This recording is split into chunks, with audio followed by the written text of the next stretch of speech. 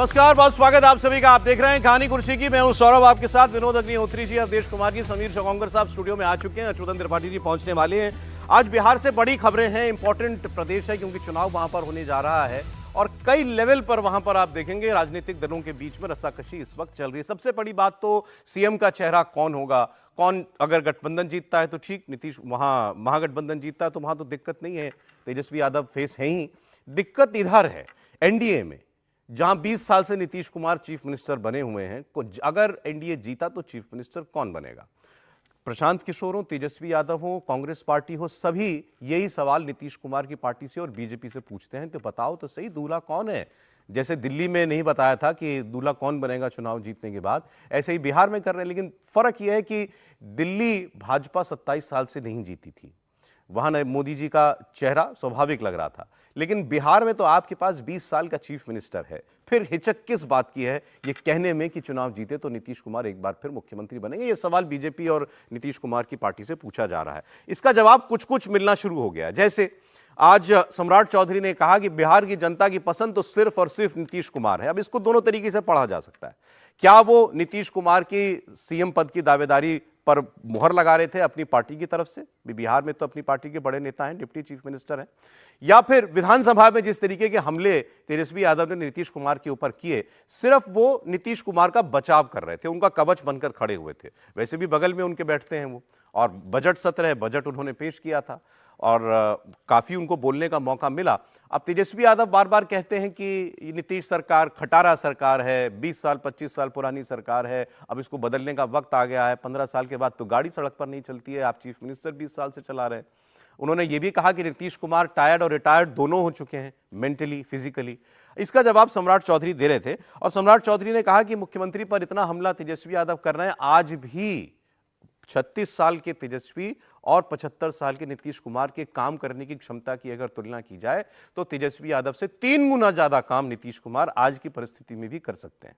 यह सम्राट चौधरी बीजेपी के उनके समर्थन में इस बात को कह रहे थे।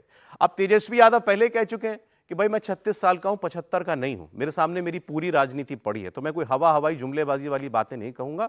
जो कहूंगा वो मैं पूरा करके दिखाऊंगा, नहीं तो फिर मेरी राजनीति पर असर पड़ेगा।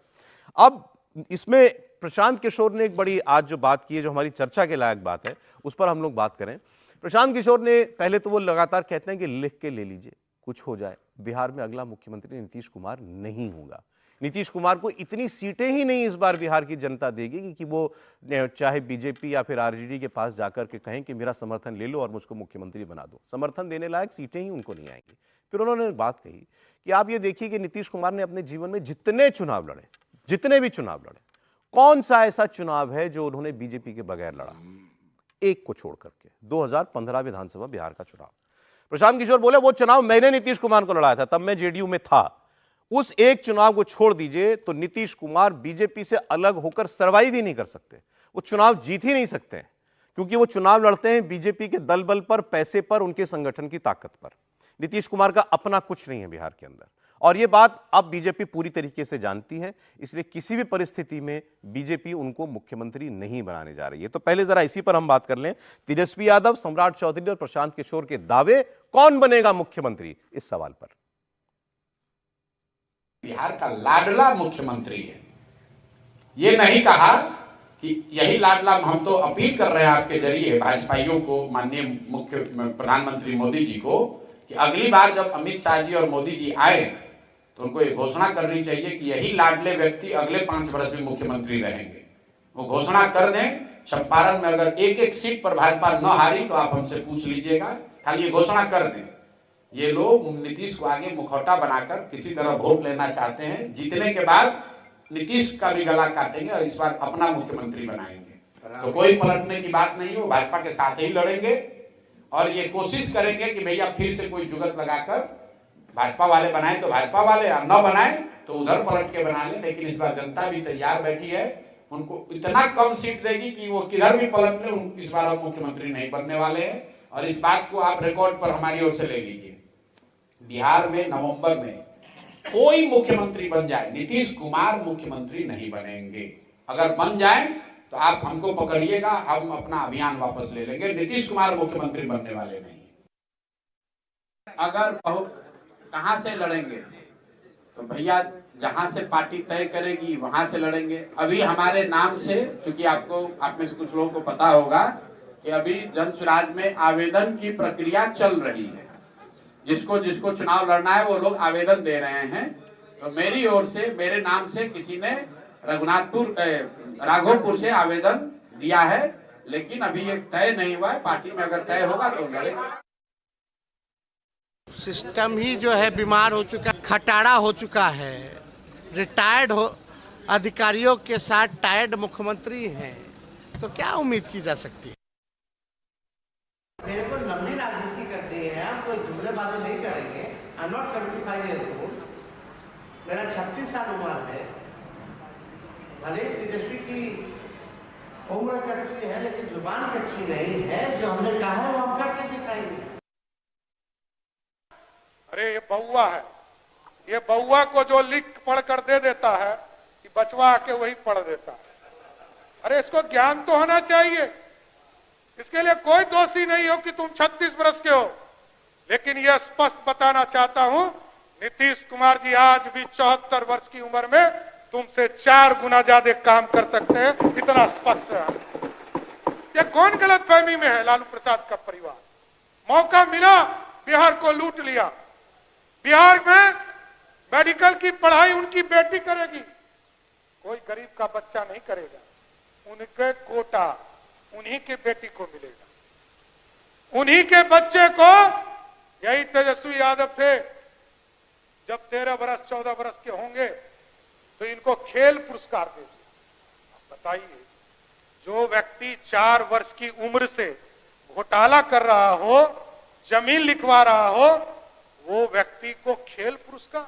लालू जी ने तो कहा कि राज जी के पेट से राजा पैदा नहीं होगा, लेकिन पहले रानी लाया, फिर राजकुमार लाया, फिर राजकुमारी लाया। लेकिन लोकतंत्र है साथियों। एकदम अध्यक्ष जी, आज बिहार में, बिहार की जनता सिर्फ नीतीश कुमार जी की तरफ देखती और देश में आदरणीय प्रधानमंत्री नरेंद्र मोदी की तरफ। नीतीश कुमार जी ने 20 साल तक बिहार को सींचने का काम किया और आगे का 20 साल कैसे खड़ा होगा, इस बजट ने आपको उपस्थापित करने का काम किया है। सारे नेताओं की बातें आपने सुन ली। विजय त्रिवेदी जी भी प्रोग्राम में आ गए। सर, बहुत स्वागत है आपका। 2-3 बातें आपको बता देता हूं। आप प्रशांत किशोर की अभी राघोपुर वाली उनका बयान सुन रहे थे। दरअसल राघोपुर सीट है तेजस्वी यादव की, जहां से वो खुद लड़ते हैं। तो वो चर्चा ये चल रही है कि क्या प्रशांत किशोर सीधी टक्कर देंगे तेजस्वी यादव को। अगर ऐसा होता है तो फिर तो बीजेपी के लिए खुशखबरी है। भाई, अगर आपकी पार्टी का मुखिया उसने चुन लिया कि मुझे आरजेडी के मुखिया वही हो गए हैं, प्रैक्टिकली उनके सामने चुनाव लड़ना है, तो फिर आप ज्यादा टारगेट वही कर रहे हैं, आपका फोकस वही है। तो ये बीजेपी और जेडीयू के लिए अच्छी खबर हो सकती है। दूसरा, एक चर्चा और चल रही है सर आजकल की, राहुल गांधी जी की तरह तेजस्वी यादव ने भी टी शर्ट पहननी शुरू कर दी है। रैलियों में, सभा में टी शर्ट में जा रहे हैं। जब से उन्होंने ये बयान दिया है ना कि मैं 36 का हूं, 75 का नहीं हूं, अब उस बात को वो थोड़ा सा दिखाना भी चाहते हैं अपनी भावभंगी गांव में, तो वो टी शर्ट में भी आ गए हैं। लेकिन पहले जो बात प्रशांत किशोर ने कही, लिख लो कुछ भी हो जाए नीतीश कुमार सीएम नहीं बनेंगे और अपने दम पर कुछ नहीं है। 2015 मैंने लड़ाया था इनको अलग से अकेले, नहीं तो बीजेपी के दम पर, पैसे पर, संगठन पर चुनाव लड़ते हैं, अपना कुछ नहीं है। कि प्रशांत किशोर जी का पहले तो एक बड़ा कंट्रीब्यूशन मैं मानता हूं कि बिहार में लंबे समय बाद उन्होंने यात्रा करके लोगों के सामने बिहार का सही सिचुएशन रखा है। अब उसके बाद उनके पॉलिटिक्स पर आते हैं। देखिए, इस समय उनके पॉलिटिक्स के 2 बड़े लक्ष्य हैं कि अगर हमको 27 में तो उनको मालूम है ना, अगर 32 के लिए हमको 30 के लिए तैयारी करनी है तो हमको सीधा 2 नेताओं के विरुद्ध, लालू प्रसाद यादव का परिवार और नीतीश कुमार के परिवार, 2 के विरुद्ध सीधा खड़ा होना पड़ेगा। क्योंकि तीसरा नेता, बीजेपी ने कोई नेता अभी तक वहां ऐसे लीडर नहीं बनाए हैं जिसके विरुद्ध आप बोल करके और अपने को बिहार चेहरा होता है तो ही आप अटैक करते हैं। तो उनकी एक रणनीति है और उन्होंने जिस ढंग से पिछले 6 महीनों में तेजस्वी यादव और नीतीश कुमार पर हमले किए हैं, और वो उसका एक क्रमिक आप देखेंगे कि 9वां फेल आदमी है, वो बिहार के बारे में क्या जानता है। नीतीश कुमार शरीर और मन दोनों से असंतुलित आदमी है।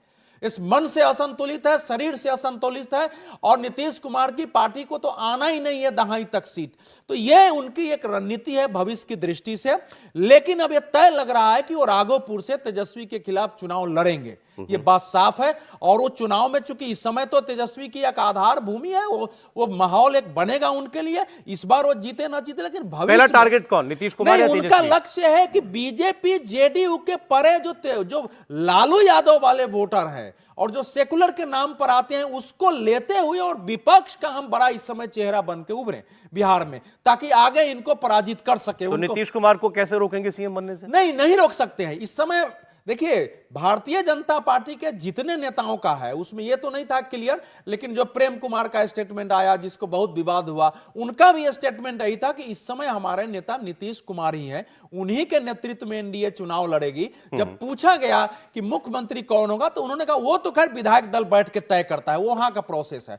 बीजेपी का केंद्रीय नेतृत्व इस समय किसी भी परिस्थिति में महाराष्ट्र से लेकर जो जीत का मोमेंटम है दिल्ली तक, उसको किसी परिस्थिति में कमजोर नहीं सर, विधानसभा में आज फिर जरा नीतीश कुमार गर्म हो गए, किसी बात पर नाराज हो गए। तो सुनते हैं एक बार आज क्या हुआ। ऐसा शिक्षा पर कुछ बात चल रही थी और आरजेडी के एक सदस्य ने कुछ कहा तो नीतीश कुमार उखड़ गए। सुनते हैं। कुछ मालूम है आप उस पटिया में हैं, इसके हस्बैंड टूट गए तो अपना वाइफ को बना दिया। अरे ये सब कोई मतलब है जी? जो हुआ है, आई लोग भी बनी हुई तो कोई महिला के लिए की है? ये सारा का सारा काम महिलाओं के लिए कितना हुआ मालूम है? एक एक बात हमने बता दिया। आप महिला को कोई दिक्कत नहीं है, एक एक तरह से कुछ नहीं जानती हो। अरे यही लोग बना दिया है तो तू लोग का कौन महिला का है? जब आप लोग नहीं हैं, आप लोग को जो कभी महिला के लिए किया नहीं, उन्हीं लोगों के पार्टी में है। आप ठीक जवाब दीजिए और सब जवाब दीजिए सबका। नीतीश कुमार जी कुछ महिला सदस्यों से बात कर रहे थे। वो उनका कहना दरअसल ये था कि आप लोगों को तो इन्हीं लोगों ने, मतलब आरजेडी वालों ने बना दिया है, लेकिन आप लोग मतलब अपने दम पर नहीं आई हैं, ऐसा उनका कहना था। देखिए, इस पर कहीं हंगामा ना हो जाए। मैं फिर लौटता हूं उसी बात पर जो हम लोग चर्चा कर रहे थे। प्रशांत किशोर का ये कहना साफ लफ्जों में कि बीजेपी के दम पर है नीतीश कुमार, बीजेपी के से अलग कुछ नहीं है अपने आप में। नहीं, प्रशांत किशोर की बात में काफ़ी कुछ तक सच्चाई है। 1995 के चुनाव में समता पार्टी की 2 सीटें आई थी, जब अकेले लड़े थे जॉर्ज फर्नांडीज और नीतीश कुमार मिलकर समता पार्टी बनाई थी। उसके बाद भारतीय जनता पार्टी के साथ उन्होंने गठबंधन किया। चूंकि भारतीय जनता पार्टी के पास कोई चेहरा नहीं था, भारतीय जनता पार्टी भी बिहार की जो सामाजिक न्याय की राजनीति, उसमें एक एंट्री चाहती थी। केंद्र में सरकार बाद में अटल जी की बन गई, एनडीए का हिस्सा बने नीतीश कुमार, और जो उनकी यात्रा हुई है देश की राजनीति और बिहार की राजनीति में, भारतीय जनता पार्टी के साथ ही हुई है। 2005 में वो पहली बार मुख्यमंत्री बने, उसके बाद हालांकि उनको इस्तीफा देना पड़ा था क्योंकि उनके पास बहुमत नहीं था। फिर 5 का चुनाव बीजेपी के साथ लड़े, हाँ, 10 का बीजेपी के साथ लड़े, 15 अलग हो गए, 15 अलग हुए, 20 का फिर लड़े बीजेपी के साथ, अब फिर बीजेपी के साथ। वही कह रहे हैं प्रशांत किशोर की, एक 15 का चुनाव मैंने लड़वाया था इनको अलग। भाई, प्रशांत किशोर उस वक्त उनके प्रचार अभियान के रणनीतिकार थे, संयोजक थे। ताकत वहां उसमें नीतीश कुमार और लालू यादव की मिली जुली थी। नीतीश कुमार का जो वोट बैंक है, जिसमें काफी क्षरण हुआ है पिछले 4-5 साल में, वो एक मजबूत वोट बैंक था ईबीसी और पसमानदा मुसलमानों का, और लालू प्रसाद यादव का जो यादव मुस्लिम वोट बैंक था, वो मिल करके एक बड़ी ताकत बना था। प्रशांत किशोर ने उसमें क्वाइन किया था पूरी स्ट्रेटजी को। बिहार में बहार है, नीतीश कुमार है, नारा प्रशांत किशोर का ही था। प्रशांत किशोर ने जिस तरह 243 सीटों पे हर विधानसभा सीट में लालू जी और नीतीश कुमार की मीटिंगें कराई थी, वो पूरी स्ट्रेटजी प्रशांत ने क्वाइन की थी, तो वो श्रेय तो उनको जाता है। लेकिन ये कहना है खाली उन्होंने ही बनाया था, ये उचित नहीं है। उसमें लालू प्रसाद यादव, नीतीश कुमार की ताकत मिली जुली थी और प्रशांत किशोर की रणनीति थी। अच्छा, अब नीतीश कुमार के काम पर भाई जनता तो वोट ठीक है यही देख के करती है, आपने क्या किया हमारे लिए, लेकिन नेताओं के बीच में जो है वो और मीडिया में मुद्दे अलग हो जाते हैं। अब आप जरा देखेंगे तो तेजस्वी यादव और प्रशांत किशोर दोनों नीतीश कुमार पर उनकी उम्र, उनकी सेहत, वो कितने केपेबल रह गए हैं शासन करने के लिए, सीधे उनको उस लेवल पर टारगेट करते हैं। अब जवाब सामने से आने लगा है तेजस्वी यादव के पढ़ाई लिखाई पर। अब जैसे अब वो आज सम्राट चौधरी ने कहा कि भाई ये चलिए इनको पढ़ाई नहीं, इनके माता पिता, मैं नहीं बोलता ज़्यादा, 8वीं पास हैं या 10वीं पास हैं, लेकिन क्रिकेट ही खेले तो ढंग से खेल लिए होते। पूरे जीवन में 37 रन बनाए और उसमें भी पानी ही पिलाते रहे, जो मतलब 12th मैन होता है ना, जो पानी वानी पिलाता है, बोले वही काम किया इन्होंने। क्रिकेट भी तो ढंग से नहीं खेला, तो वो उनकी कैपेबिलिटी पर सवाल है। ये तो लालू जी ने लोकसभा में कहा था। तेजस्वी यादव कोई अभी तो राजनीति में आई नहीं है, और वो कितने पढ़े लिखे ये सबको पता है, उनका ग्रेजुएशन कितना रहा राजनीति में, तो सब पता पड़ा कि उनका क्या ग्रेजुएशन रहा है, क्रिकेट में वो खेले कितना खेले सबको पता है, वो कोई नई बात नहीं है। सम्राट चौधरी ने कोई ऐसी बात नहीं बोली कि जो बिहार की जनता को नहीं मालूम या देश की जनता को नहीं मालूम है।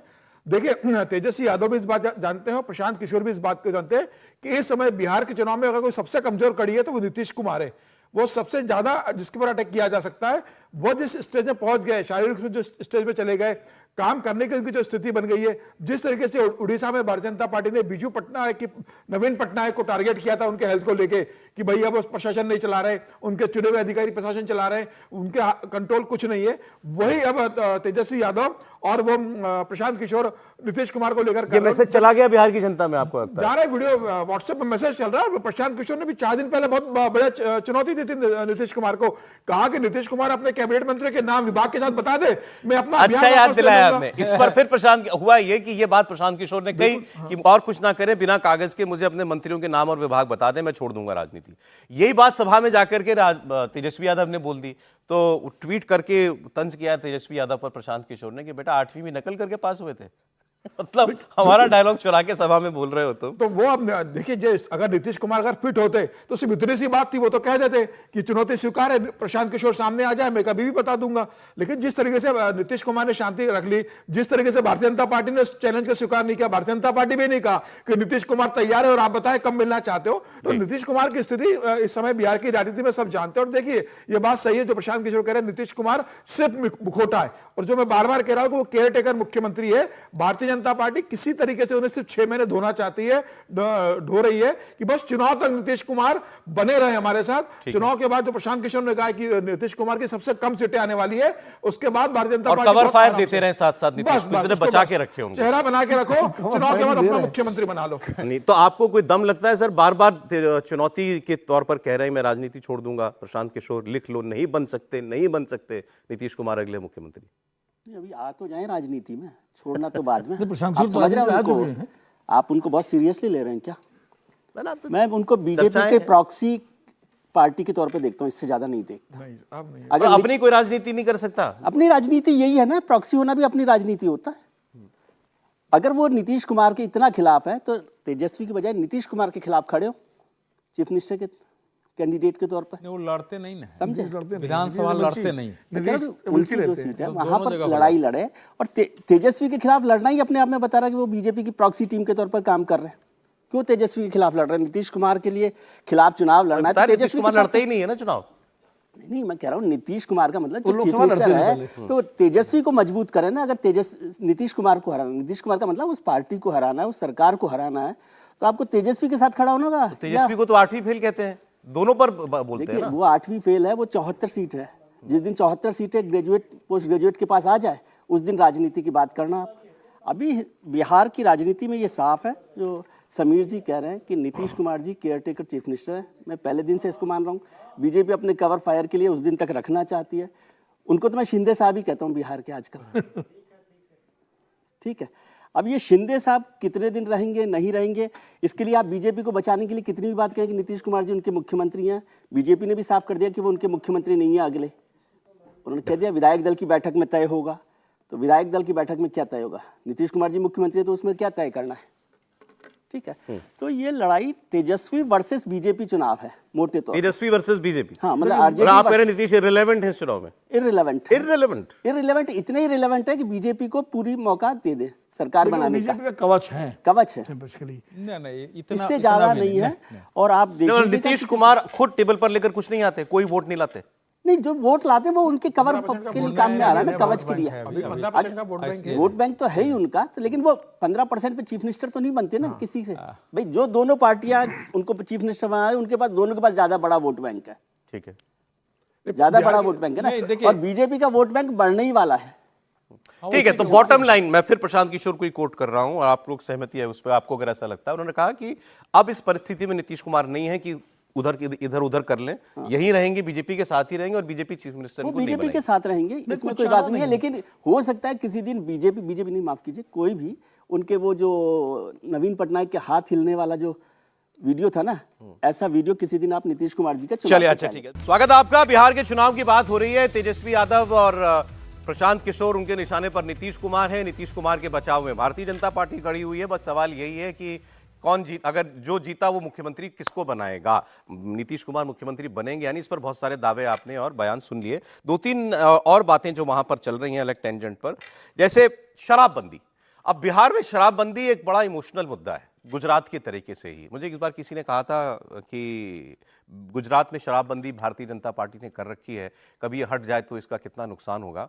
तो अब ये चर्चाओं में था कि प्राइम मोदी साहब से कभी ये सवाल हुआ होगा। अब मैं वैसी चर्चाओं की बात बता रहा हूं। तो उन्होंने कहा गुजरात शराबबंदी भारतीय जनता पार्टी के आने से पहले से आजादी के बाद से ही, लेकिन वो फिर एक ऐसा इमोशनल मुद्दा बन जाता है। तो उन्होंने कहा ठीक है आप हटा दो, एक चुनाव हारना पड़ेगा। इतना मतलब है इस मुद्दे की ताकत इतनी बड़ी है कि गुजरात जैसे स्टेट में बीजेपी भी इसको हटाने से पहले 100 बार सोचेगी, अगर कभी ऐसी परिस्थितियां बने। कई बार आवाजें उठती रहती हैं क्योंकि सबसे पहले जो टूरिज्म होता है वो इफेक्ट होता है इससे। फिर आप लोगों को विदेशी निवेश लाना है, तो आप विदेशी लोग जब आते हैं तो उन लोगों के लिए बड़ी नेचुरल चीज़ है उनके कल्चर में, तो वो देखते हैं कि ये ड्राई स्टेट है तो उनको थोड़ा पता लगता है, इसलिए सब व्यवस्थाएं करती हैं फिर सरकारें उनके लिए, अपवाद करती हैं। बहरहाल अब आते हैं बिहार के ऊपर। नीतीश कुमार ने बिहार में शराबबंदी लागू कर रखी है और उनका ऑन रिकॉर्ड कई बार ये स्टेटमेंट है। कभी कभी जहरीली शराब से मौतें भी हुई तो लोगों ने इनसेंसिटिव कहा उनके बयान को, लेकिन उन्होंने कहा कोई जो शराब पिएगा वो तो मरेगा ही। तो मैं शराबबंदी तो हटाने वाला किसी भी सूरत में नहीं हूं। और वहां की महिलाओं के बीच में नीतीश कुमार की जो छवि है, चाहे उन्होंने महिलाओं को आरक्षण दिया हो, चाहे उन्होंने शराबबंदी की हो, सीधे उनसे जुड़े हुए मुद्दे, या साइकिलें दी हो बच्चियों को, सब कुछ। तो वो नीतीश कुमार वहाँ एक बड़े आबादी के हिस्से के दिल में रहते हैं इन अपने फैसलों की वजह से। दो लोगों की स्टेटमेंट आपको बता रहा हूँ। एक प्रशांत किशोर इकलौते ऐसे नेता हैं जो खुलकर कहते हैं कि शराबबंदी से कुछ फायदा नहीं होता, शराबबंदी से नकली शराब पैदा होती है, जहरीली शराब पैदा होती है, लोगों की जानें जाती हैं और आपको जो राजस्व का कमाई का नुकसान होता है वो तो होता ही है।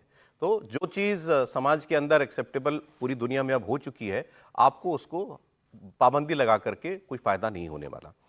चिराग पासवान और तेजस्वी यादव ने इससे अलग एक बात कही कि हम अगर आएंगे तो ताड़ी, नीरा शब्द इस्तेमाल किया था चिराग पासवान ने। नीरा मतलब ताड़ी, ताड़ी मतलब टॉडी, ताड़ के पेड़ से निकलने वाली शराब। उन्होंने कहा इसको आप स्पिरिट्स, अल्कोहल की कैटेगरी में नहीं डाल सकते, इसको शराबबंदी के दायरे से बाहर लाना पड़ेगा। क्योंकि दो बातें, एक तो ये नेचुरल ऑर्गेनिक चीज़ है, इससे किसी को नुकसान नहीं होता वैसा जैसा आम शराब पीने से होता है या जहरीली शराब से होता है। और दूसरा कि ये रोजगार से जुड़ा हुआ है सीधे सीधे कम से कम 2% आबादी के साथ। बिहार की 2% आबादी, मैं पूछ रहा था कि कौन से लोग हैं जो इस काम में लगे हैं, तो मुझे बताया पासी समाज के लोग इस काम में लगे होते हैं। तो कहा कि वो उनके रोजगार से जुड़ी चीज़ है, इसको आप अलग कर दीजिए, प्रोहिबिशन से हटा करके इसको देखिए। यही बात तेजस्वी यादव भी कह रहे हैं कि सरकार बनी हमारी तो हम ताड़ी पर से प्रतिबंध हटा देंगे। तो ताड़ी और शराबबंदी इसकी बात करेंगे, आप बयान सुन लीजिए। पासी समाज लगभग जो 1.5-2% पूरा समाज है, यानी आबादी का 2% के पास अगर काम नहीं, उसके काम को ख़त्म कर दिया गया। ताड़ी अलग चीज़ होती है, नेचुरल है, और 2% लोग जो है, आप सब लोग जानते हैं कि काम धंधा छिन गया था। उस समय भी हम लोग पक्ष नहीं थे, लेकिन नीतीश कुमार जी की जिद थी, इसको लाया गया। फिर लालू जी के पहल पे कोशिश की गई कि नीरा का किया जाए। हम लोगों की सरकार बनेगी, पासी समाज के रोजी रोटी के लिए ताड़ी को हम लोग जो है, जो अधिनियम 2016 में जो बना था, उससे ताड़ी को हम लोग बाहर करेंगे। मेरी खुद की पार्टी और बिहार फर्स्ट, बिहारी फर्स्ट इस बात का समर्थन करती है। हम लोगों ने हमेशा से कहा है कि जो नीरा है, ताड़ी है, उसको कतई आप अल्कोहल के अंदर आप नहीं ला सकते हैं, क्योंकि ये प्राकृतिक पदार्थ है। इस बात की पैरवी हमारी पार्टी भी करती रही है। गठबंधन के भीतर भी हम लोगों ने इस बात को रखने का हम लोगों ने कार्य किया है और मैं मानता हूं कि कल को जब बिहार फर्स्ट बिहारी फर्स्ट के समर्थन की भी सरकार आती है, हम लोग भी नीरा ताड़ी और एक बड़ा समुदाय जो इस व्यवसाय के साथ पीढ़ी दर पीढ़ी जुड़ा हुआ है, उनके बातों को, उनकी सोच को सम्मान देने की जरूरत है। प्राकृतिक पदार्थ को कतई अल्कोहल की श्रेणी में नहीं लाया जा सकता। अभी अचानक ताड़ी के पक्ष में बातें क्यों शुरू हो गई हैं, ताड़ी या नीरा, और क्या फिर ये शराबबंदी तक भी ये बात जाने वाली है? ये कितना बड़ा मुद्दा है सर बिहार में? नहीं, लालू जी जब चीफ मिनिस्टर बने थे तो उन्होंने एक काम किया था, ताड़ी को जो है टैक्स से फ्री कर दिया था, क्योंकि अंग्रेजों ने जो लिस्ट बनाई हुई थी मादक पदार्थों की, उसमें ताड़ी भी था, उसमें भांग भी था, गांजा था, धतूरा था, वो सब लिस्ट होती है पुलिस के पास। हमने देखा है बचपन में कि पुलिस वाले पासी को बेचारे, अगर उसका लाइसेंस नहीं है, क्या होता था पहले सारे तार पर नंबर लिखे जाते थे। हाँ, ताड़ के पेड़ पर, ताड़ के पेड़ पर वो जो है उत्पाद विभाग उसका नंबर देता था और उसी में से वो काट के निकाल सकता था। गांव के लोग जानते नहीं थे, कई बार हम लोगों के भी ताड़ी के पेड़ होता था, 20 रुपया महीना पर, 15 रुपया महीना पर दे देते थे, उसमें छेपता था, निकालता था। ये शराबबंदी से पहले बिल्कुल ओपन था। लालू जी ने ओपन कर दिया था। अच्छा। लालू जी ने ओपन कर दिया था और वो खुद जाते थे, कई बार वो गाड़ी लेके चल रहे हैं तो किसी जो है ताड़ी का जो भट्टी उसको बोलते हैं, वहां रुक गए, कोई छान रहा है, उसको लिए कोई दिक्कत तो नहीं है, पुलिस तो परेशान नहीं करती है, कैमरा लगा रहता था। तो वो इस समय देखिए, इस समय पासी को लेके और बाकी जो पॉलिटिक्स बिहार में चल रही है, वो लालू यादव के उस समय के जो सामाजिक न्याय की बात थी, जिसमें उन्होंने चारवाहा विद्यालय खोला कि अगर कोई भैंस चराने, गाय चराने जाता है तो वहीं उसको पढ़ाया जाए। फिर उन्होंने ताड़ी बनाने वालों के लिए कि जो है वहीं उसका बाल काटो। ये वोट किसका है, पासी समाज जो बताया जा रहा है? इस समय तो नीतीश कुमार का वोट है। अच्छा, एक समय था लालू जी का, एक समय, उस समय सब देखिए, बिहार में महादलित आयोग बनाया नीतीश जी ने। महादलित ने पहले 22 में से 18 जातियों को महादलित में शामिल किया, लेकिन बाद में चमार लोगों ने आंदोलन किया तो उनको भी शामिल किया। आज की स्थिति में पासवान को छोड़ के 21 जातियां महादलित में आ गई हैं। तो जाहिर है कि इस समय वो नीतीश जी ने उनके लिए बात की तो नीतीश जी के वोटर है। लेकिन अब मान लीजिए मांझी अलग हो जाते हैं, कुछ दूसरे नेता जब अलग होते हैं तो वोट बिखरता रहता है। तो उसी वोट को इस समय तोड़ने के लिए कि जो शराबबंदी जो है वो नियम तुम पर भी लागू है और तुम इनको वोट क्यों देते हो, यह पॉलिटिक्स उस समय चल रही है। और बिहार में देखिए, ताड़ी को ना बहुत छोटा पेय माना जाता था। अगर बड़ी जाति के लोग कोई जाके ताड़ी पिया ले लिया तो उसको बहुत हेय दृष्टि से देखा जाता था। कई बार कहा जाता तुम्हारा जात भ्रष्ट हो गया। इसको हम लोगों के बचपन में यह संस्कार था कि हम लोगों की जाति के कोई आदमी ताड़ी पी लिया तो उसको एकदम हेय के दृष्टि से, अरे ये कहां गया था, ताड़ी पी लिया है, राम राम। अच्छा, लोगों के पास कम पैसे में, 25 पैसे में वो एक कटिया मिल जाता था, 50 पैसे में लोग आराम से पीते थे। उसके पीछे एक कारण और भी था कि चूंकि पासी समाज इसको करता था और पासी समाज दलितों में आता है, तो हाँ, जो सवर्ण लोग है ना, उनके हाथ का कैसे पीने वाले वही थे परंपरागत रूप से, पीने वाले सवर्ण नहीं पीते थे। लेकिन ये थोड़ी बात अटपटी लग रही है कि क्यों आप ये दो बड़े नेता चिराग पासवान, तेजस्वी यादव एक मादक पदार्थ को ओपन करने के लिए बात कर रहे हैं? क्योंकि उससे एक समाज जुड़ा हुआ है और वो वोट बैंक का है। वो तेजस्वी तो बोली गई 1.5% जो है समाज जुड़ा हुआ है और उनका रोजगार का क्या होगा। और चिराग पासवान को भी लगता है, क्योंकि दलित राजनीति वो भी कर रहे हैं बिहार की, उनको लगता है कि अगर वो उसमें पिछड़ गए और ये वोट अगर शिफ्ट कर गया तेजस्वी की तरफ। ये पासी पासवान अलग अलग हैं। चिराग पासवान जिस जाति से आते हैं वो अलग है। मजदूरी करते हैं। ये मांग भी है।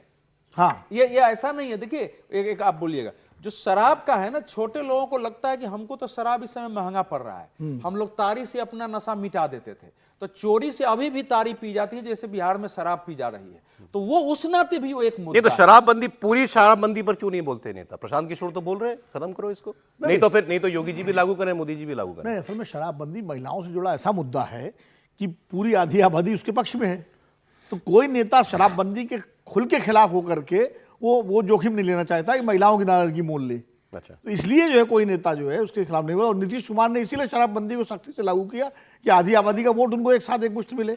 तो महिलाओं के लिए जो जो काम किया नीतीश कुमार ने, चाहे वो आरक्षण हो महिलाओं का, चाहे वो साइकिल देना हो, चाहे वो सैनिटरी नैपकिन का अलाउंस देना हो, चाहे उनकी शिक्षा में काम करना हो या शराबबंदी हो, वो उनका एक मजबूत वोट बैंक, एक मजबूत जनाधार बिहार में तैयार हो। ठीक है सर, ठीक है सर। अच्छा, अब मैं इससे आगे आपको बताता हूँ मोहन भागवत जी की बात। वो भी आजकल बिहार प्रवास पर हैं और उन्होंने कहा कि मेरा बहुत वक्त जो है बिहार के अंदर बीता हुआ है, तो मैं बिहार के समाज को और उनकी ज़रूरतों को और उनकी परेशानियों को अच्छे से समझता हूं।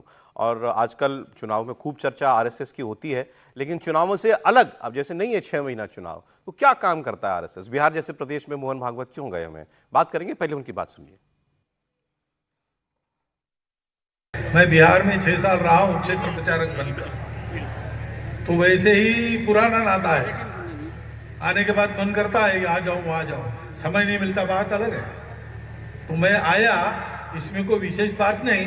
बहुत दिनों से बिहार के बाहर जो लोग हैं छठ में अपने घर आ जाते हैं, वैसे मेरे लिए आज ये छठ का दिन है, बल्कि आज सप्तमी है,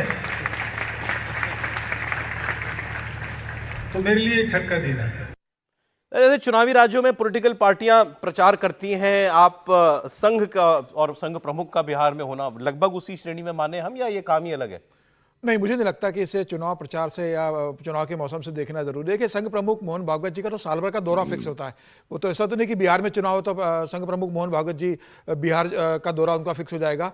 प्रतिनिधि सभा की जब बैठक होती है तो संघ प्रमुख मोहन भागवत जी का और जो सेकंड नंबर पर दत्तात्रेय होसबले जी सरकारवा उनका पूरा साल भर का शेड्यूल तय हो जाता है कि कहाँ जाएंगे। और जहाँ संघ प्रमुख जाते हैं वहाँ जनरली दत्तात्रेय होसबले नहीं जाते, उनका कार्य का डिवाइडेशन हो जाता है काम को लेके। तो मोहन जी पूरा साल आप देखेंगे प्रवास करते रहते हैं पूरे समय, तो उसको चुनाव से देखना मुझे लगता है ठीक नहीं है। लेकिन ये बात सही है कि बिहार में मोहन भागवत जी ने लंबा समय दिया, वो क्षेत्र प्रचारक वहाँ पर रहे, और जब वो संघ प्रमुख बने 2009 में, उसके बाद जब वो बिहार दौरे में गए, 4 दिन का उनका बिहार दौरा था, सब लोगों से मिले। आपने बिल्कुल खारिज ही कर दिया। सामाजिक कार्य भी सही, तो वो सामाजिक कार्य पॉलिटिकल कार्य एक ही होता है। नहीं, अब वो वहां गए। अच्छा, संघ का कार्यकर्ता जो बिहार का संघ का कार्यकर्ता है, आपका चीफ आया हुआ है बिहार में, रुकेगा अभी कुछ दिन, तो कोई एक्टिविटी तो कहेंगे ना, वो कुछ एक्टिविटी करवाएंगे। राजनीतिक काम तो तब होता है कि मोहन जी कहें कि भारतीय जनता पार्टी के लिए काम करना, भारतीय जनता पार्टी का वोट बैंक बढ़ाना है। भारतीय जनता पार्टी को लेकर कोई बात नहीं, बोले ना बोले, करना तो यही है। के लिए बात करता है ना, ऐसा नहीं है सर। संघ के 100 साल हो रहा है, इस साल 100 साल में प्रवेश कर गया है। 100 साल के लिए क्या है जो विजय जी आपका कमेंट इस पर। साथ साथ एक छोटी सी खबर और है, वो बता दूं। बाबा बागेश्वर वहां पहुंचे हुए हैं, कथा कर रहे हैं, और उन्होंने कहा कि मैं ये हिंदू राष्ट्र की बात करता हूं, और लोग कहते हैं कि ये हिंदू मुसलमान या हिंदुत्व जो है ये बिहार में नहीं चलता, लेकिन हिंदू राष्ट्र की जो ज्वाला है वो यहीं से उठेगी, इसको ध्यान रखना। एक बात हृदय से बोल रहे, हिंदू राष्ट्र की आवाज कहीं से अगर उठेगी तो सबसे ज्यादा बिहार से ही पहले उठेगी। हाँ, ये पक्का है, ये हमारा भरोसा है, निजी कॉन्फिडेंस। बल्कि बहुत लोगों को बिहार आने पर, हमारे आने पर बहुत पेट दर्द होता है। एक बात हम निवेदन, कथा तो करेंगे। इधर बिहार से हिंदू राष्ट्र की आवाज उठेगी, मतलब ऐसी है कोई बिहार में ऐसी सामाजिक चेतना? ये सवाल भी वैसा ये कह सकते कि बागेश्वर बाबा तो कोई प्रचार के लिए थोड़ी आए हैं। वो तो हिंदू कथा करने आए हैं, कथावाचक है। आप कैसे देख रहे हैं? ये बात ठीक है। मैं तो देख रहा हूँ, सरसंघ चालक भी देख रहा हूँ। सरसंघ चालक जो हैं, संघ प्रमुख जो हैं, उनका कार्यक्रम तय होता है, लेकिन कार्यक्रम कैसे तय होता है ये भी तो तय करना होता है। बिल्कुल, ये भी तो पता होता है कि चुनाव कब है। अभी क्या कहा मोहन भागवत जी ने कि मैं बहुत दिनों बाद यहाँ आया हूँ, तो क्यों आए बहुत दिनों बाद? तो सरसंघ चालक का कार्यक्रम तय होता है, लेकिन वो एक रणनीतिक तरीके से, और रणनीति का मतलब चुनाव ही नहीं होता ना। और सरसंघ चालक जा रहे हैं तो वो कांग्रेस का प्रचार करने की, उनकी उपस्थिति कांग्रेस का वोट बैंक बढ़ाना तो नहीं होगा, ये लालू यादव है ना, लालू यादव का भी वोट बैंक बढ़ाना नहीं होगा। लेकिन वो अपना काम कर रहे हैं, और उनके कार्यक्रम भी इसी तरह से तय होते हैं कि कहाँ जरूरत है। हालांकि मैं तो याद कर रहा था कि मोहन भागवत जी का तो बहुत असर है बिहार की राजनीति में। 2015 का चुनाव अचानक याद आता है मुझे, कहने वाला था मैं। तो चुनाव ही पलट गया था, चुनाव ही पलट गया था, इसलिए वो है। अब किस तरह से हो रहा है, जो बात बाबा बागेश्वर ने कही, हिंदुत्व वाला एलिमेंट बिहार के चुनाव में है कहीं कि नहीं? नहीं, हिंदुत्व वाला एलिमेंट नहीं है, लेकिन उसे इंट्रोड्यूस करने या उसे थोड़ा सा आगे बढ़ाने की कोशिश है। अभी आप देखिए, अभी ये हफ्ता देखिए पूरा का पूरा बिहार का, बाबा बागेश्वर वहां पर है, 5 दिन कथा कर रहे हैं गोपालगंज में, 6 दिन संघ प्रमुख हैं, और 3-4 दिन श्री रविशंकर है। अच्छा, हाँ, वो भी है। और ये तीनों लोग बिना राजनीति के वहां पर काम कर रहे हैं। एक बाबा आपने श्री जी को भी इसी में जोड़ दिया। वो तो कल मिले, उन्होंने कहा डिप्टी चीफ मिनिस्टर सम्राट चौधरी को आशीर्वाद दिया उन्होंने कि भाई डिप्टी चीफ मिनिस्टर मतलब यही कहा उन्होंने, बहुत अच्छा काम कर रहे हैं नौजवान। सर ब्रेक ले लें सर, बहुत शॉर्ट में सर, बहुत शॉर्ट में। देखिए बाबा बागेश्वर अभी प्रधानमंत्री जी गए थे, उन्होंने कहा था मेरे छोटे भाई हैं। अब प्रधानमंत्री जी संविधान की शपथ लेके बात करते हैं और कहते हैं संविधान ही इस देश की सबसे बड़ी किताब है, और ये हिंदू राष्ट्र की बात करते हैं, तो क्या बड़े भाई के खिलाफ जा रहे हैं ये? तो बड़े भाई को पता है ना छोटा क्या बोलता है। बहुत स्वागत, कहानी कुर्सी की देख रहे हैं आप। चारों मेहमान हमारे साथ हैं, विजय त्रिवेदी जी, विनोद अग्निहोत्री जी, अवधेश कुमार जी, समीर चौगांवकर साहब। आइए कांग्रेस पार्टी की कुछ बात करें। कांग्रेस पार्टी आज के दिन तो कम से कम अच्छी बातों के लिए चर्चा में नहीं है, क्योंकि उनके ही अपने पुराने और बड़े नेता ऐसी बातें कह रहे हैं जो पार्टी के लिए बहुत एम्बैरेसिंग है, और सीधे राजीव गांधी पर टिप्पणी हो रही है। राहुल गांधी जी के पिताजी, सोनिया जी के पति, देश के पूर्व प्रधानमंत्री, उनके लिए मणिशंकर अय्यर, जो खुद कह चुके हैं कि मैं तो जो हूं गांधी परिवार की वजह से हूं, मुझे जो मिला गांधी परिवार ने दिया, मैं राजीव गांधी का दोस्त था इसलिए मैं राजनीति में आया, सिंपल। इसके अलावा ना मेरी कोई कॉन्स्टिट्यूएंसी थी, मतलब मैं किसी एक जगह से चुनाव जीत करके आता हूं, ना मैं ऐसी किसी जाति से आता हूं जिसका कोई वोट बैंक हो। केवल एक वजह थी मेरे राजनीति में कामयाब होने की, और वो थी कि मैं गांधी परिवार के करीबी था, बस। और मुझ पर कृपा बनी रही राजीव गांधी की, सोनिया गांधी की। लेकिन फिर जब राहुल गांधी का दौर आया तो उन्होंने मुझे इग्नोर कर दिया, ये कह दिया कि मैं बूढ़ा हो गया हूं, मुझे अब पार्टी में मेरी जरूरत नहीं है। बहरहाल अब उन्होंने राजीव गांधी अपने दोस्त के बारे में जो बातें कही वो बड़ी वायरल हो रही। उन्होंने एक इंटरव्यू में ये कह दिया कि राजीव गांधी तो मेरे साथ पढ़े थे कैम्ब्रिज यूनिवर्सिटी में, और वो वहां फेल हो गए। और कैम्ब्रिज में फेल होना बहुत बड़ी बात है, क्योंकि वहां कोई फेल होता ही नहीं है। आप फर्स्ट क्लास में वहां पर पास होना चाहते हैं तो वो आसान है, लेकिन फेल होना इसलिए मुश्किल है क्योंकि यूनिवर्सिटी आपको फेल करती ही नहीं है। उसके बावजूद राजीव गांधी वहां फेल हो गए। फिर उनका दाखिला लंदन के इंपीरियल कॉलेज में कराया गया, वो वहां भी फेल हो गए। मतलब राजीव गांधी को वो कह रहे हैं कि वो तो पढ़ाई में तो बिल्कुल अच्छे नहीं थे, दो बार फेल हुए, और जहां फेल हुआ ही नहीं जा सकता वहां भी फेल हुए। तो उन्होंने कहा मुझे लगा ये आदमी कैसे देश का प्रधानमंत्री बन सकता है जो अपनी पढ़ाई ढंग से नहीं पूरी कर सकता। यहां तक की बात चल रही है सब जगह पर, और जाहिर है कि ये बड़ा एम्बैरेसिंग मोमेंट है कांग्रेस पार्टी के लिए, क्योंकि राहुल गांधी के बारे में हम वर्षों से अब टिप्पणियां सुनते आ रहे हैं। राहुल गांधी खुद कहते हैं कि मुझे तो पीट कर गालियां दे देकर ये बीजेपी और संघ वालों ने इतना पक्का कर दिया कि अब मुझ पर असर नहीं होता इनकी बातों का। लेकिन राजीव गांधी अब तक उनके ऊपर ऐसी कोई टिप्पणी कभी नहीं हुई। छोड़िए बीजेपी वालों को, मतलब छोड़िए बीजेपी आरएसएस को, अब तो कांग्रेस के अंदर के लोग कहने लगे। तो इनको जवाब भी आया। अशोक गहलोत और ये दोनों राजीव गांधी की सरकार में केंद्रीय मंत्री थे। उसके बाद वो प्रदेश की राजनीति करने लगे। अशोक गहलोत ने कहा कि वो सिरफिरा आदमी है। सिरफिरा मतलब पागल हो गया है, कोई पागल आदमी ही ऐसी बात कर सकता है। और क्या मैं वजह बताऊं मणिशंकर अय्यर ऐसा क्यों बोल रहे हैं राजीव गांधी के लिए, सुनिए। इसीलिए मैंने कहा ये कोई सिरफिरा आदमी बोल सकता है। अगर इतना ज्यादा फ्रस्ट्रेशन आ चुका है जीवन में, तो फिर वो व्यक्ति क्या बोलता है उनको समझ खुद को नहीं आता है। इसलिए मैंने कहा ये कोई सिरफिरा आदमी ऐसी बातें बोल सकता है राजीव गांधी के बारे में, जिसने देश का मान सम्मान बढ़ाया दुनिया के मुल्कों के अंदर। तो मणिशंकर अय्यर तो वैसे ही साइडलाइन थे कांग्रेस पार्टी में, अब ये करके तो उन्होंने फिर मतलब लिखवा ही लिया है, अब तो रिटर्न में ले लिया है कि अब आपका हमारा कोई लेना देना। मणिशंकर अय्यर जो है जब मंत्री थे केंद्र में, तब भी उनके बयान को लेकर यूपीए और मनमोहन सिंह खुद असहज हो जाते थे, और बाद में उनको हटाया भी गया था मंत्रालय से, याद करिए। दो बातें इन्होंने 14 के चुनाव से पहले ये कहा था नरेंद्र मोदी के लिए कि चाय बेचें जाके आईसीसी के दफ्तर। नहीं, इन्होंने तो ये कहा था, वहां उस वक्त अधिवेशन हो रहा था तालकटोरा स्टेडियम में, वहां बाइट लिए, उन्होंने कहा वो चाय वाले हैं, यहाँ के चाय का स्टॉल लगा, चाय बेचे। और वो बयान, ये मैं नहीं कह रहा हूँ अगर ये बयान नहीं देते तो मोदी जी प्रधानमंत्री नहीं बनते, मोदी जी प्रधानमंत्री तभी बनते, लेकिन जैसे दाल में छौंका होता है ना, वैसे उस बयान ने उस चुनाव में एक तड़का लगा दिया था, और जिसका फायदा भारतीय जनता पार्टी ने खूब जम के उठाया। 2017 में जब गुजरात का चुनाव हो रहा था, तब इन्होंने नीच शब्द का इस्तेमाल कर दिया था मोदी जी के लिए। हालांकि इनका उसके बाद इन्होंने एक स्टेटमेंट ये भी दिया कि कांग्रेस पार्टी ने मुझे स्केपगोट बनाया, चुनाव तो तुम खुद हारे और मेरे बयान को वजह बता दिया। नहीं, बयान से चुनाव कोई नहीं हारता न जीतता है, लेकिन वो बयान इस तरह के तड़का लगा देते हैं और थोड़ा सा सामने वाले को मौका देते हैं हमला करने का। एक बात और, मणिशंकर अय्यर आज जहां भी है, जिस स्थिति में है कि आज हम उनकी बात सुन रहे हैं, वो राजीव गांधी की बदौलत है। वो दून स्कूल में राजीव गांधी के साथ पढ़ते थे, कैम्ब्रिज में पढ़े, राजीव गांधी उनको लेके आए, और राजीव गांधी कैबिनेट मंत्री नहीं थे, राजीव गांधी का दफ्तर देखते थे वो। उसके बाद कैबिनेट मिनिस्टर बने वो यूपीए सरकार में, विदेश नीति के बड़े आईएफएस चूंकि रहे, विदेश नीति के जानकार माने जाते हैं, सब कुछ है। पाकिस्तान में हाई कमिश्नर रहे वो, और पाकिस्तान में ही जाके उन्होंने कहा था कि मोदी जी को हटाना है, याद करिए, जिसको लेकर के सौरभ जी जिसको लेके बड़ा यहाँ पर बवाल हुआ था कि पाकिस्तान के लोगों से एक तरह से अपील जैसी की बड़ी आलोचना हुई थी। कहा था कि वो न्यूक्लियर शक्ति है पाकिस्तान, उसको इतना हल्के में मत लीजिए। नहीं, ये भी कहा था मोदी जी खिलाफ बोले थे, प्रधानमंत्री के खिलाफ, जिसमें इनकी बड़ी आलोचना हुई थी। उन्होंने एक तरह से पाकिस्तान, मतलब ये आरोप लगाया गया था। मैं ये समझना चाह रहा हूं, जो भी हो, एक तो वो ये कहते हैं मैं बूढ़ा नहीं हूं, उनके इंटरव्यू में ये भी उन्होंने कहा कि बड़े क्लियरली बोला, जैसे आपने कहा कि मैं जो हूं गांधी परिवार की वजह से हूं, मुझ पर कृपा रही राजीव गांधी की, फिर सोनिया गांधी की, लेकिन राहुल गांधी के दौर में आते आते मैं साइडलाइन हो गया। राहुल गांधी को लगता है कि मैं बूढ़ा हो गया हूं।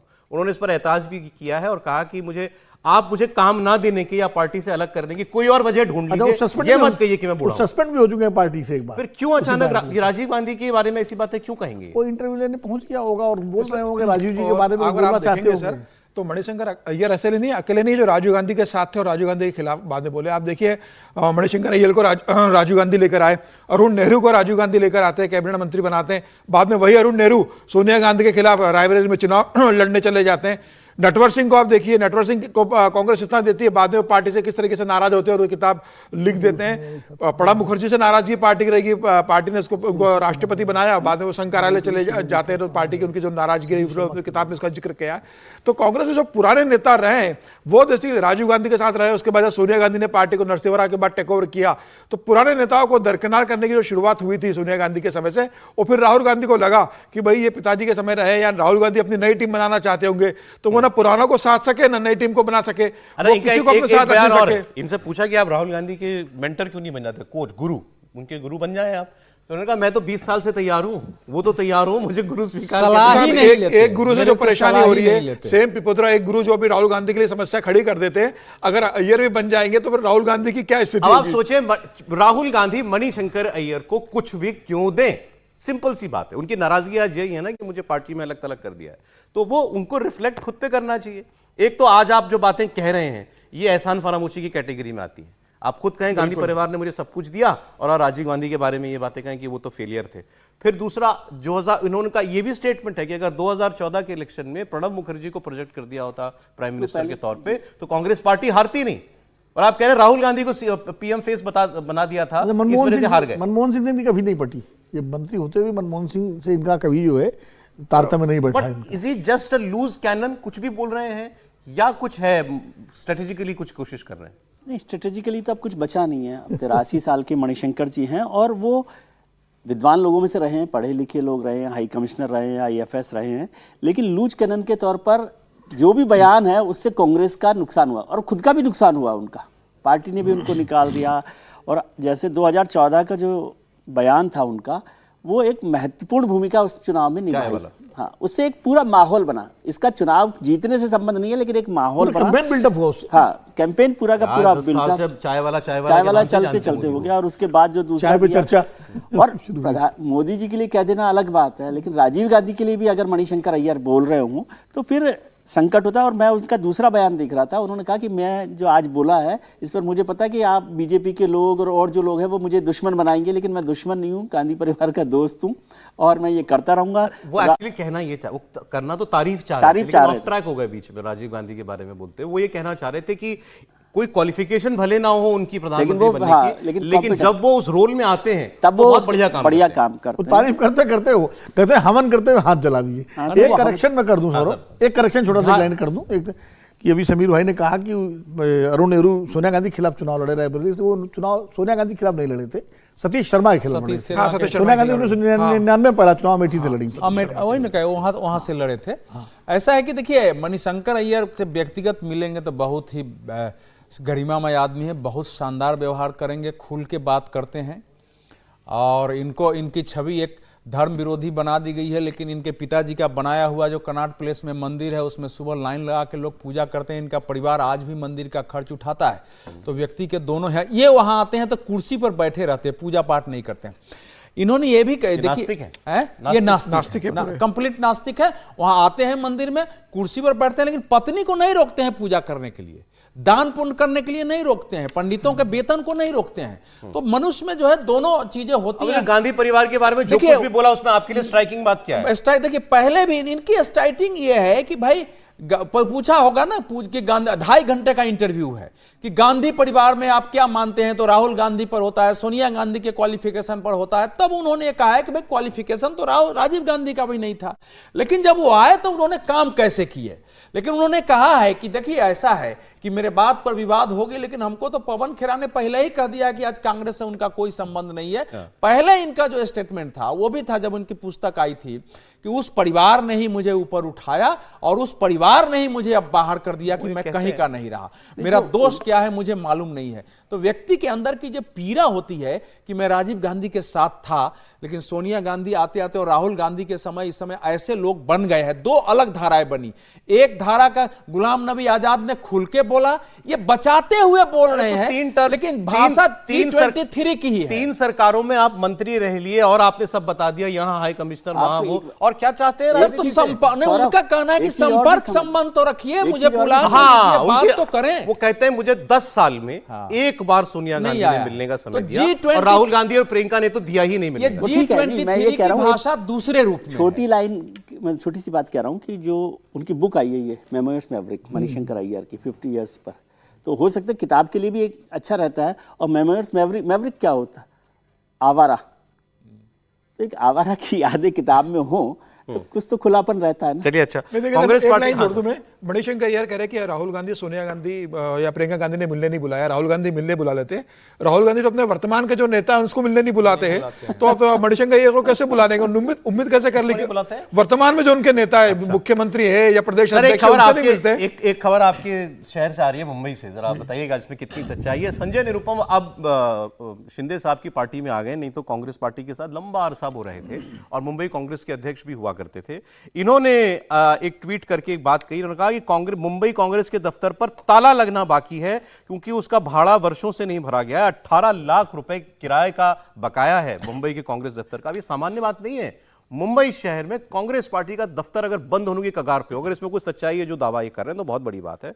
बिजली कट गई थी वहां पर, डिस्ट्रीब्यूटर मीटर उखाड़ कर ले गया है, ये दावा वो कर रहे हैं। और फिर बाद में उन्होंने ये भी कहा कि लोग कहेंगे कि अडानी की बिजली सप्लाई होती होगी, तो उन्होंने कहा अडानी नहीं करता है, वहां बेस्ट की बिजली सप्लाई होती है। जी हाँ। उसके बाद वो कह रहे हैं कि मैं भी उस दफ्तर को चलाता था जब मुंबई प्रदेश का अध्यक्ष था। 14 थे क्या पैसा? यही मैं पूछ रहा हूं। नहीं, वो यही बता रहे हैं कि 14 लाख रुपया खर्च आता था महीने का दफ्तर चलाने के लिए। मैं सांसद नहीं था, कुछ नहीं था, लेकिन सबको तनख्वाह मिलती थी और दफ्तर भी चलता था। अब तनख्वाहें भी नहीं मिल रही हैं मुंबई कांग्रेस में लोगों को। मुंबई कांग्रेस का जो दफ्तर है वो बेसिकली एक ट्रस्ट का है, उस कांग्रेस का ही ट्रस्ट है वो। उस ट्रस्ट से कांग्रेस ने रेंट पे लिया हुआ था। मुरली देवड़ा की सोनिया गांधी ने ड्यूटी लगा दी थी कि जो मुंबई का जो खर्चा होगा वो मुरली देवड़ा करेंगे। और मुरली देवड़ा लंबे समय तक मुंबई कांग्रेस का जो भी स्टाफ की सैलरी है, खर्चे है, पूरा मुरली देवड़ा उसका करते थे। मुरली देवड़ा के जाने के बाद मिलिंद देवड़ा ने उसमें बहुत ज्यादा इंटरेस्ट लिया नहीं, कोई बड़ा फाइनेंशियल सपोर्ट कांग्रेस के पास रहा नहीं। इसके पहले 8 महीने पहले भी यह स्थिति आई थी कि बिजली कट गई थी रात को, फिर सुबह उनका पैसा भरा गया, फिर बिजली शुरू की गई। स्टाफ की तनख्वाह 8 महीने नहीं दी गई थी। राहुल गांधी जब महाराष्ट्र चुनाव के पहले गए थे तो राहुल गांधी से इस बात की शिकायत की गई कि वहां जो स्टाफ काम करता है और लंबे समय से काम कर रहा है उनको पैसा नहीं दिया गया तनख्वाह के रूप में। तो राहुल गांधी ने दिल्ली फोन किया था, फिर दिल्ली से उनका पैसा भेजा गया था और स्टाफ लोगों को पूरी तनख्वाह दी गई थी जो उनके ड्यूज थे। तो राहुल गांधी ने इस बात पर नाराजगी जताई थी कि भाई बंबई का अगर अपने कार्यालय की हालत होगी तो अगर कार्यकर्ता आएगा तो यहाँ कैसे आप चाय पानी भी नहीं पिला पाओगे उसको। तो उसके बाद राहुल गांधी ने कहा था कि इसकी हालत सुधारना है। अब मुझे लगता है कि उसके बाद डीके शिव कुमार से कहा गया था कि बंबई हालत के कार्यालय को देखना है, उन्होंने इसमें ध्यान नहीं दिया। फिलहाल स्थिति बहुत खराब है वहां पे। मुंबई के कांग्रेस वर्कर अपने दम पर अपने कार्यालय का खर्चा भी नहीं निकाल सकते। नहीं, लेकिन ये तो स्थानीय संगठनों को करना पड़ेगा ना, प्रदेश अध्यक्ष की जिम्मेदारी है ना कि जो फंड आता है केंद्र से। मुख्यालय या इस तरह के जो काम होते हैं वो किसी बड़े लोगों के पास जिम्मेदारी होती है। कार्यालय के कार्यकर्ताओं से कोई भी किसी भी पार्टी का दफ्तर नहीं चलता। पैसे वाले को बोलते हैं भाई तुम। हाँ, वो मुरली देवड़ा चला रहे थे। मैं आपको बताऊं, कांग्रेस की स्थिति कार्यालयों की खाली मुंबई में ही नहीं, सब जगह। लखनऊ में बहुत हालत खराब है, उत्तर प्रदेश की, बिहार में हालत, सदाकत आस्था में लखनऊ में हालत खराब है, कार्यालय की हालत खराब है। मध्य प्रदेश में नहीं, मतलब अभी तो कार्यालय में बात हो रही है। कार्यालय की हालत और पार्टी की सेहत कितनी जुड़ी हुई है आपस में, वो बहुत ज्यादा बैरोमीटर है वो। कार्यालय की हालत से पार्टी की हालत का पता चलता है। लखनऊ में जो जितेंद्र प्रसाद जी अध्यक्ष थे तो वो खर्चा देते थे, चलाते थे, और फिर ये तय हुआ कि भाई ऐसे आदमी को अध्यक्ष बनाया जाए उत्तर प्रदेश में कि जो खर्चा दे सके। फिर जायसवाल साहब आए तो कर्मचारियों की शिकायत होती थी कि वो तनख्वाह तो देते हैं लेकिन रोक करके देते हैं, अलग अलग। तो ये बिहार की यही हालत है। जहां जहां कांग्रेस सत्ता से बाहर होती जा रही है और कांग्रेस का संगठन कमजोर होता जा रहा है। सर, जहां सरकार में, राजस्थान में सरकार थी अशोक हालत गहलोत बहुत की, खराब है। वहां कार्यालय में बिल नहीं भर पा रहे जिलों थे। का तो कहना ही क्या है। अरे आप कंपेयर एक ब्रेक का समय हो गया, बस एक कंपैरिजन छोड़ कांग्रेस दो। के कल्चर में जो है ना, वो किराया और बिल देना नहीं है। ये बरसों का है, जब ताकत में थी बिहार में तब भी इसके लिए कार्यालय लड़ाई चलाना होती। कोई देता होगा। ना सुनिए, बिल जाता ही नहीं था बरसों बरसों। कैसे बात कर, अच्छा। जाता ही नहीं था बरसों बरसों। ये वहां के कैरेक्टर में रहा है, समझिए। ये कोई नई बात नहीं हुई, अब ताकत नहीं है इसलिए चीजें सामने आ गई। किसकी हिम्मत थी वहां बिजली का बिल काट देने? कॉन्ट्रास्ट बता रहा हूं आप, कॉन्ट्रास्ट बता रहा हूं। पिछले 10 साल में देश के हर प्रमुख शहर में, जिले में और छोटी जगहों पर भी होगा, बीजेपी का बड़ा शानदार दफ्तर बनाया गया। और इस पर भी सवाल उठाते हैं लोग कि हजारों करोड़ रुपए जो आपने लगाए, नोटबंदी के कहां से टाइम आया? खरीदे गया, ये इससे- खरीदा गया, हाँ, बहुत सारा आरोप तमाम लगते हैं। लेकिन बीजेपी ने यह काम सोच समझ के किया। जो ये कह रहे थे कि पार्टी की दफ्तर की हालत पार्टी की सेहत बताती है, बिल्कुल क्या है। तो बीजेपी के आलीशान दफ्तर सब जगह बने हुए हैं। दिल्ली में कांग्रेस ने भी अब नया एक बड़ा दफ्तर बना लिया है। लेकिन जरा मुंबई जैसी जगह में अगर ये हालत है तो चिंताजनक तो है। बहुत स्वागत, कहानी कुर्सी की देख रहे हैं आप। हमारे साथ सारे मेहमान बने हुए हैं। आइए जरा योगी आदित्यनाथ के बारे में आपको बता दें। कुंभ का भव्य आयोजन खत्म हो गया तो योगी जी अब होली मनाने के लिए बरसाना आए हुए थे, और यहां उन्होंने कुछ एक ऐसी बात कही कि भाई इससे कम से कम ब्रजवासी तो बहुत खुश हुए होंगे। उन्होंने कहा कि आदरणीय प्रधानमंत्री जी के मार्गदर्शन में काशी का कायाकल्प हुआ। अयोध्या को त्रेता युग की तरह हमने सुंदरतम नगरी बनाने का काम कर दिया है। सफलतम प्रयागराज कुंभ के बाद अब हमको फुर्सत मिली है। काम शुरू हुआ है, लेकिन बजट में आवंटन हम कर चुके हैं। अब की बारी ब्रजभूमि की बारी है, मथुरा की बारी है। सुनिए। काशी की कायाकल्प हुई है। अयोध्या में प्रभु राम लला के 500 वर्षों के बाद विराजमान होने के अवसर पर अयोध्या को त्रेता युग की तरह फिर से सुंदरतम नगरियों में से एक बनाने का काम किया है। और अब जब महाकुंभ प्रयागराज के कार्यक्रम को सकुशल संपन्न करने के बाद अब हमें फुर्सत मिली है। यद्यपि यहां कार्य पहले प्रारंभ हो गए थे, लेकिन इस बार हमने बजट में विशेष प्रावधान कर दिया है। और आप आश्वस्त रहिए, बस आप आशीर्वाद देते रहिए, इंतजार करिए। जैसे अयोध्या आज सुंदरतम नगरी बन गई है, हमारा प्रयागराज सचमुच तीर्थों का राजा बनकर के चमकता हुआ दिखाई दे रहा है। दीप्यमान सूर्य की रूप में पूरी दुनिया को दिखाई दे रहा है। महाकुंभ की सफलता उसका एक उदाहरण है। जैसे काशी की कायाकल्प हुई है, अब तो बारी इसी ब्रजभूमि की है। मथुरा, वृंदावन, बरसाना, गोकुल, नंदगांव, गोवर्धन, बलदेव, ये सभी पे विकास के लिए पैसे की कोई सीमा नहीं। दो बातें हैं, देखिए थोड़ा सा अंतर है। एक, आप सीधे कृष्ण जन्मभूमि के साथ जोड़कर देखना चाहें, जब क्योंकि अब अयोध्या की बात होती है तो राम जी का मंदिर वहां बनना, तो स्थल पर बनना, या जब काशी विश्वनाथ जी की बात होती है अब वहां भी मुकदमा चल ही रहा है ज्ञान वापी मस्जिद पर, और यहाँ पर कृष्ण जन्मभूमि का मामला भी अदालतों में है। तो ये तो एक दूसरा पक्ष है। वो कह रहे थे शहर के विकास की बात, कि हम अयोध्या और काशी की तरीके से कायाकल्प करेंगे अब ब्रजभूमि का। और ब्रजभूमि का कायाकल्प अगर होता है तो जाहिर है कि सीधे लोग जो है उसको फिर कृष्ण जन्मभूमि जी के साथ भी जोड़ करके देखेंगे कि भाई राम जी का मंदिर बन गया, अब जरा यहाँ पर जहाँ पर हम मानते हैं कृष्ण जी हुए थे अवतरित, उस जगह भी मंदिर बन जाए। देखिए, एक तो जो कार्ड्स में है ब्रजभूमि में बिहारी जी का जो वृंदावन में मंदिर है उसका कॉरिडोर बनना है, जो योगी जी घोषणा भी कर चुके हैं उसकी। जैसे विश्वनाथ जी का कॉरिडोर बना काशी में, उस तरह के कॉरिडोर की बात हो रही है। महाकाल का गलियारा बना है उज्जैन में, हालांकि उसका स्थानीय स्तर पर तमाम जो पुजारी हैं और गोस्वामी लोग हैं वो विरोध भी कर रहे हैं, लेकिन वहाँ जिस तरह की गलियों में भीड़ होती है, जिस तरह से दर्शनार्थियों के सामने भगदड़ का खतरा रहता है, कई बार भगदड़ हो भी चुकी है, ऐसे में उसकी आवश्यकता बहुत महसूस की जा रही है। इसके अलावा जो ब्रज के तमाम तीर्थ है, ब्रज भूमि जो है वो तीर्थों की भूमि है, भगवान श्री कृष्ण की लीला भूमि है। श्रीमद् भागवत में तमाम उन स्थलों का उल्लेख है जहाँ भगवान श्री कृष्ण ने तमाम लीलाएं की थी। वो उनकी हालत बहुत ख़राब हो गई, और ये ब्रज, ये हमारे जो हम लोगों के मित्र हैं विनीत नारायण ब्रज फाउंडेशन के, उन्होंने काफ़ी कई को चिन्हित करके उनका पुनरुद्धार किया भी था, लेकिन उसके बाद कालांतर में फिर धीरे धीरे अभी स्थितियां काफ़ी बिगड़ी हुई हैं। तो मुझे लगता है योगी जी का ध्यान उस तरफ भी है, और अगर ब्रजभूमि का विकास होता है तो निश्चित रूप से बहुत अच्छी बात होगी। स्वागत योग्य बात है कि उन सारे तीर्थों का, उन सारे क्रीड़ा स्थलों का, सारे लीला स्थलों का अगर विकास होता है तो निश्चित रूप से ब्रज क्षेत्र में भी उसी तरह से उसकी ये बात तो वो सही कह रहे हैं कि एक काशी और अयोध्या कम से कम इनका तो कायाकल्प हो ही गया। हाँ, हम लोग अक्सर बात करते हैं इतने लाख लोग वहां पर जाने हर साल तो ब्रज का भी होना चाहिए। ब्रज श्री कृष्ण जी की लीला स्थली है और ब्रज क्षेत्र बहुत बड़ा क्षेत्र है, वो एक शहर नहीं है। वो आप देखिए मथुरा उसका केंद्र अगर मान लीजिए तो भरतपुर तक ब्रज क्षेत्र है, चलिए वो राजस्थान में चला जाता है।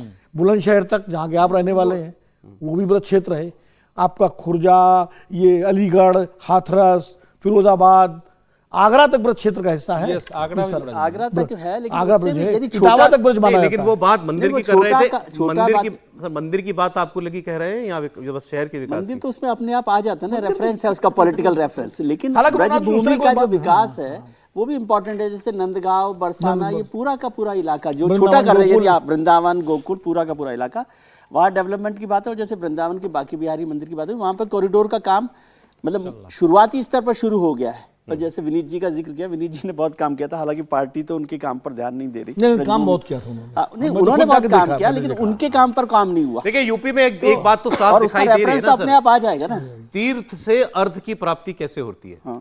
अगर आप बढ़िया वहां पर व्यवस्थाएं कर दें तो जैसे हम कहते हैं कि बनारस के अंदर अब गोवा से ज्यादा लोग जाते हैं एक साल के अंदर, 10 टाइम्स, 10 गुना ज्यादा। अयोध्या में कैसी भीड़ उमड़ी है, इसके तो सब लोग प्रत्यक्षदर्शी बने हैं, कई लोग आप भी होकर के। गोवा में तो टूरिज्म पर बहुत ध्यान देना पड़ेगा, बहुत मुश्किल में आ गया गोवा। नहीं तो अब उनको तो फिर अगर राम जी की धरती पर, प्रयागराज में, भोले शंकर की धरती पर ये काम हो सकता है तो फिर कृष्ण जी की जन्मभूमि में क्यों ना होना चाहिए। और इससे पूरे क्षेत्र का विकास होता है। केवल अगर ये होगा तो केवल बना हुआ है ना सर, उत्तर प्रदेश भले ब्रज तीर्थ विकास परिषद, उसका गठन हुआ है, एक अफसर को जिम्मेवारी है, उसकी पूरी प्लानिंग है। यहाँ तक कि मास्टर प्लान 2041 तक का है, उसके हिसाब से उसके बजट बनते हैं। आप ऐसे भी अब वृंदावन में जाएंगे तो कई सड़कें पहले से ज्यादा चौड़ी हुई है, भवन बने हैं, ये सारा कुछ हो रहा है। तो वो तो जैसे नंदगांव जाइए कितनी दिक्कत होती है वहाँ, मतलब अंदर जाने पर रोड गोवर्धन तक देखिए, लेकिन आपको बंदर तो आप वहाँ के प्रसाद बेचने वाले। समझना चाह रहा हूँ सरकार जिस विकास का वो वादा कर रहे हैं ब्रजभूमि के लोगों को, इससे लोगों की जिंदगियां कैसे बदलती हैं? उदाहरण अयोध्या और काशी का नहीं, देखिए ऐसा है कि जब एक विजनरी लीडर, देखिए भारत को भारत के रूप में समझ के कि भारत को वाकई कैसे विकास होना चाहिए, विकास का मतलब अर्थ तो है ही है, लेकिन उसमें मनुष्य का भी विकास है, उसके कैरेक्टर का भी निर्धारण है, उसका सांस्कृतिक, सामाजिक, आध्यात्मिक विकास के साथ। तो उसको जब हम समझते हैं फिर वो विकास की नीति बनाते हैं। तो ये तो योगी आदित्यनाथ की सरकार और केंद्र में नरेंद्र मोदी की सरकार ने किया है कि उत्तर प्रदेश हमारे यहाँ अध्यात्म, धर्म, योग की इतनी बड़ी भूमि है, ये हमारा सॉफ्ट पावर है, ये हमारा इकोनॉमिक पावर भी है, और ये हमारे देश में सामाजिक एकता का भी आधार बनेगा। सॉफ्ट पावर हमारी इकोनॉमिक पावर बनेगा, इकोनॉमिक पावर है। अब इस समय परिस्थिति एक 2-3 लाइन और बोल, देखिए क्या है कि आप शादी होगी तो एक कपड़ा आप कभी खरीदेंगे, जब आपका धर्म चलता है तो प्रतिदिन आपको कपड़ा खरीदना है, प्रतिदिन घी खरीदना है, प्रतिदिन आपको प्रसाद खरीदना है, फिर प्रसाद बनाने वाले प्रतिदिन छोटे छोटे बर्तन खरीदने हैं। तो ये ऐसी इकोनॉमी होती है जिसके लिए बड़े फैक्ट्री बनाने की जरूरत नहीं, बड़े इन्वेस्टमेंट की जरूरत नहीं, और इसमें कभी मंदी आ नहीं सकती है। ये सतत चलने वाली है, और लोगों के अंदर जो संस्कार उससे पैदा होता है वो समाज। अब जरा एक खबर महाराष्ट्र से और है, एक अलग कंट्रोवर्सी हो गई, और जिनके जरिए हुई लोगों को उम्मीद नहीं थी कि ऐसी बात कहेंगे। भैया जी जोशी सरकारेवार हैं आरएसएस के, और इन्होंने ये कह दिया मुंबई में एक कार्यक्रम में बात करते हुए कि मुंबई में तो बहुत सारे अलग अलग भाषाओं को जानने वाले लोग रहते हैं, तो मुंबई में रहने के लिए मराठी जानने की जरूरत नहीं है। वो एक प्रैक्टिकल बात उन्होंने की कि अगर आपको मुंबई में आकर के काम करना है या रहना है तो आपको मराठी आती ही हो, ये अनिवार्य नहीं है, क्योंकि आपका काम चल जाएगा। अच्छा, वो जिस जगह बैठकर ये बात कर रहे थे वहां गुजराती समाज के लोग ज्यादा हैं, तो उन्होंने कहा कि मैं यहाँ बैठा हूँ, यहाँ गुजराती आपको आती है, आपका काम बढ़िया चलेगा। ठीक, इस पर हो गया एतराज। अच्छा, महाराष्ट्र में एक तो ये कहना कि मराठी की जरूरत नहीं, फिर ऊपर से गुजराती आए ये कह देना कि गुजराती से काम चल जाएगा, तो दोहरा इंसल्ट मान लिया वहां लोगों ने। आप सोचिए, उद्धव ठाकरे आरएसएस के सरकारेवार जनरल सेक्रेटरी रहे, मतलब संघ प्रमुख के बाद दूसरी सबसे पावरफुल पोजीशन पर रहे हैं। इनके लिए उद्धव ठाकरे ये सर, जो सरकारेवा है वो पहली सबसे पावरफुल पोजीशन होती है, मेन ताकत तो इनके लिए उद्धव ठाकरे कहें कि इनके ऊपर कि देशद्रोह का केस करो इनके ऊपर। भाई दोनों बातें अबूझ सी हैं। भैया जी जोशी ऐसा क्यों कहेंगे, खुद मराठी होते हुए, मराठी भाषा को लेकर क्या सेंटिमेंट है उसको जानते हुए, और उद्धव ठाकरे इस हद तक चले जाए कि इस व्यक्ति के ऊपर देशद्रोह का मुकदमा होना चाहिए। बात सुना रहा हूं, दोनों की स्टेटमेंट सुन लें। हालांकि सफाई भी दी उन्होंने बाद में। याचा अर्थ असा की मुंबईची एक भाषा नाही. मुंबईच्या अनेक भाषा आहेत, पण त्या त्या भागाची काही भाषा असते. तर घाटकोपर परिसराची भाषा तर गुजराती आहे. गिरगावमध्ये हिंदी बोलणारे कमी मिळतील, मराठी बोलणारे. त्यामुळे मुंबई सोपं आहे की येणाऱ्या माणसाला मराठी शिकलं पाहिजे असं नाही. मी तुम्हाला त्यांना आव्हान देतोय. मैं भैया जी जोशी को चैलेंज देता हूं कि आप ऐसी भाषा अहमदाबाद में बोलकर दिखाएं, तमिलनाडु, कर्नाटक, केरल, बंगाल में ऐसी भाषा बोलकर दिखाएं. सिर्फ भाषण ही नहीं बल्कि भाषण करके सही सलामत वो लौट करके दिखाएं. मराठी मानुष अच्छे दिल का है, दयालु है. इसका मतलब ये नहीं कि कोई भी आए और सिर पर मारकर चला जाए. बीजेपी ये मानकर चलती है कि मराठी मानुष तो हमें वोट देगा ही, कहां जाएगा. ये सवाल ही नहीं उठता कि मुंबई की भाषा मराठी नहीं है. महाराष्ट्र की भाषा मराठी है, मुंबई महाराष्ट्र में है और स्वाभाविक रूप से मुंबई की भाषा मराठी है. मुंबई में भी विविध भाषी लोग रहते ही हैं, इसलिए स्वाभाविक रूप से अपेक्षा रहती है कि वो भी आकर यहाँ पर मराठी सीखे, मराठी समझे, मराठी पढ़े. भाई अब यूटर्न कुछ होता है तो यही होता है. साफ साफ कहा उन्होंने कि मुंबई में रहने के लिए मराठी आना जरूरी नहीं है, फिर बाद में कहा कि भाई मराठी तो आनी ही चाहिए अगर आप महाराष्ट्र में रहते हैं. मतलब सफाई अपेक्षा की जाती है, अपेक्षा की आनी ही चाहिए, नहीं अपेक्षा की जाती है. भैया जोशी बहुत सज्जन और सरल आदमी है, वो एक राजनीतिक आदमी नहीं है और उनको कहने का ये अंदाज नहीं था कि मैं जो कह रहा हूं जिस तरीके से कह रहा हूं वो कहना चाहते थे कि भाई अनेकता में एकता है. उनका जो कहने का भाव था कि भाई मराठी में बंबई में आपको रहना तो जरूरी नहीं कि मराठी आना ही चाहिए, बिना मराठी आए भी आप रह सकते हो. कोई इलाका ऐसा है जहां गुजराती डोमिनेट करते हैं, कोई इलाका ऐसा है जहां पर दूसरे कास्ट के लोग डोमिनेट करते हैं, तो आप वहां उनकी भाषा अगर आती है तो आप रह सकते हो. लेकिन चूंकि महाराष्ट्र के अंदर मराठी अस्मिता को लेकर तो शिवसेना, महाराष्ट्र नवसेना, भारतीय जनता पार्टी ने लंबे समय तक लड़ते रहे. उत्तर भारतीय लोगों को तो सिर्फ मराठी ना आने के कारण भगाया गया है. वहां पे बोर्डों के ऊपर यह कहा गया कि आपको मराठी में लिखना पड़ेगा श्लोक, अपनी दुकान का नाम, वरना आप नहीं रह सकते. और देवेंद्र फडणवीस का कल बयान आ गया. इसके बाद देवेंद्र फडणवीस ने कहा कि भाई मराठी तो राज्य की भाषा है, मुंबई की भाषा है, महाराष्ट्र की भाषा है. और जो भी बंबई में काम करने आता है, जो मुंबई में रहता है अपने रोजगार के लिए, उसे मराठी आना चाहिए और सीखने की कोशिश करना चाहिए. ये अनिवार्य नहीं है लेकिन उसे मराठी आना चाहिए. उनकी जो ओरिजिनल स्टेटमेंट है उसमें कुछ कंट्रोवर्शियल आपको लगा? नहीं, मुझे नहीं लगता. उनकी बात को तोड़ मरोड़ के पेश किया गया है. उनका भावार्थ नहीं था कहने का कि भाई मुंबई में कोई बिना मराठी आदमी रह नहीं सकता. आप बोल रहे हैं वो सर. नहीं, कहने का तात्पर्य भाई अब ठीक है उन्होंने कहा, लेकिन उनका भाव जो देखिए. उन्होंने ये तो नहीं कहा कि भाई अगर आपको मुंबई में रहना तो मराठी मत सीखिए, आप बिना मराठी के भी आप रह सकते हो. उन्होंने एक संदर्भ दिया कि मुंबई में सारी भाषा के लोग रहते हैं, घाटकोपर में गुजराती ज्यादा लोग रहते हैं, भाईंदर की तरफ दूसरे समाज के ज्यादा लोग रहते हैं ना. उन्होंने कह दिया गुजराती आती है तो चला लोगे काम. सर विजय जी देखिए, भाषा जो है ना, एक तो भैया जी जोशी को खुद को समझ में आ गया कि गलत तरीके से रखी गई ये बात. उन्होंने जो बात रखी है वो लोगों तक गलत तरीके से कम्युनिकेट हुई है, इसलिए उन्होंने खुद ने सफाई दे दी और बहुत जल्दी अपनी तरफ से सफाई दे दी. पहली बात ये, इसलिए ये मत समझिए कि भाव कुछ और, उनको ही समझ में आ गया कि इसका भाव क्या गया. दूसरा, देवेंद्र फडणवीस ने विधानसभा में इस बात का जिक्र किया कि मराठी भाषा रहेगी और महाराष्ट्र की भाषा मराठी है. इसको दूसरे तरीके से समझिए. एक तो ये समझने की उद्धव जी की बात पे मैं कह दूं कि इस देश में देशद्रोहियों के अलावा सब पे देशद्रोह लगवा दीजिए आप किसी भी बात पर. भैया जी जोशी तो लगा ही रहे थे एक ट्वीट पर देशद्रोह. भैया जी जोशी पर देशद्रोह का, तो ये कोई मसला देशद्रोह का नहीं है. उन्होंने सफाई. देखिए, देश के उत्तर भारतीय लोग हैं ना, हम लोग जो है इस बात को नहीं समझते. देश के उत्तर भारत के अलावा सभी राज्यों में उनकी प्रांतीय अस्मिता बहुत महत्वपूर्ण इशू है. चाहे वो पश्चिम बंगाल हो, वो गुजरात में प्रधानमंत्री जी तो 6 करोड़ गुजराती अस्मिता की बात करते रहे पूरी जिंदगी भर. ठीक है, पश्चिम बंगाल में ममता बनर्जी बंगाली अस्मिता पर करती है, महाराष्ट्र में वो चलता है, तमिलनाडु में तमिल संस्कृति को लेकर जो सारा विवाद अभी हिंदी विरोध का हो रहा है, तो वो एक संवेदनशील मुद्दा है.